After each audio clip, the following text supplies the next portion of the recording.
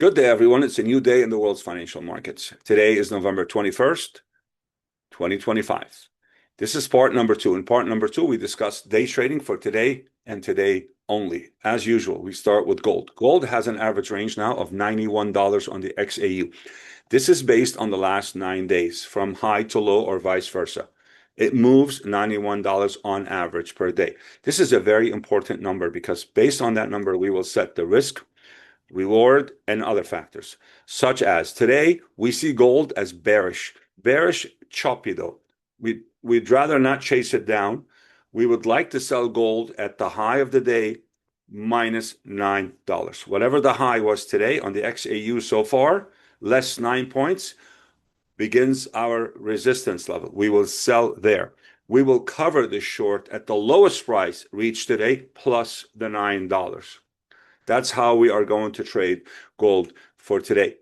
Okay, we will take the first half hour after the US Open, and if we drop 9 points below the low of that candle, the first half hour, we will go short with it. Also, we will cover that short at the lowest price of the day plus 9 points. That's how we will trade gold for today, only selling in the fashion that I mentioned. Okay, let's move over to the equities. Equities, very major down day yesterday. It's a historic day. It doesn't happen that often, maybe twice or three times a year. NASDAQ moved 1,200 points or more. That's more than 5% from the high. That's huge by any standards, okay? So it was one of those days we got caught in this day for the most part. But so we have two kinds of trades going. We have a swing trade, a trade that we've been keeping with us for days and weeks at a time. As a matter of fact, we'll probably keep it till the end of this year unless something changes. Then we have the day trading. So that was a little bit hard because now we have a bigger position than normal and we had to absorb the hits. Of course, we kept taking losses to minimize, but we're still long. We're still long as of right now. And the reading today is still bullish for us, but it might be bullish, choppy bullish, meaning we'd rather not chase unless equities can break above the first half hour, not the first 15 minutes, the first half hour after the open. So from 9:30 to 10 o'clock a.m. Eastern time, we take that candle or that bar.